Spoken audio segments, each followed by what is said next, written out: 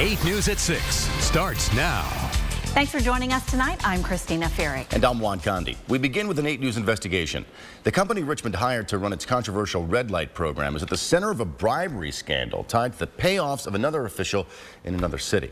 Our 8 News investigative reporter AJ Lagoe joins us now. He's in the studio with the story you'll see only on 8. AJ? Juan, Christina, a major bribery probe is underway in Chicago into the company that runs their red light cameras. The same company that any day now is set to begin running cameras designed to ticket drivers right here in Richmond.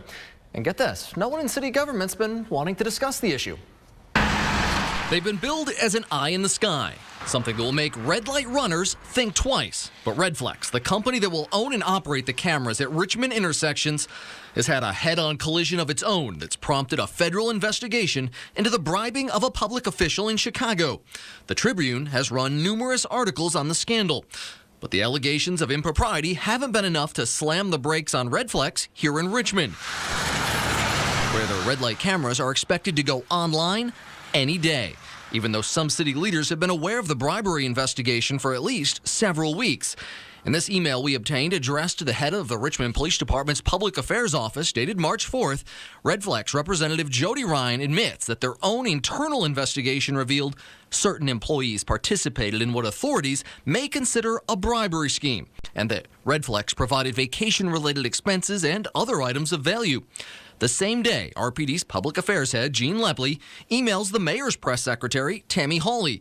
He writes that the two Redflex employees who were fired as a result of their shady dealings in Chicago were the same two people who negotiated the Richmond contract. The Richmond contract with Redflex was signed by city CAO Byron Marshall, but he refused to be interviewed today when we approached him about the issue, saying he was, quote, unaware of the Redflex scandal until the second you told me about it, and that I should contact Press Secretary Tammy Hawley. Hawley told us to contact Gene Lepley at RPD. Gene told me to talk to Tammy.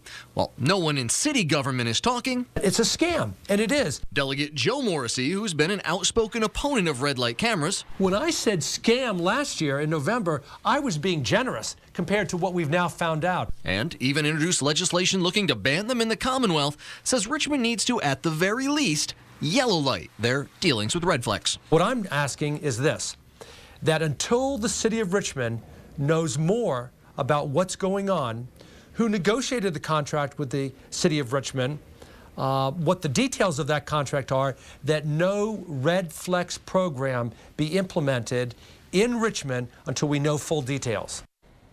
Well, just a short time ago, as we were preparing to go on air with this story, Richmond, through Press Secretary Tammy Hawley, issued the following statement.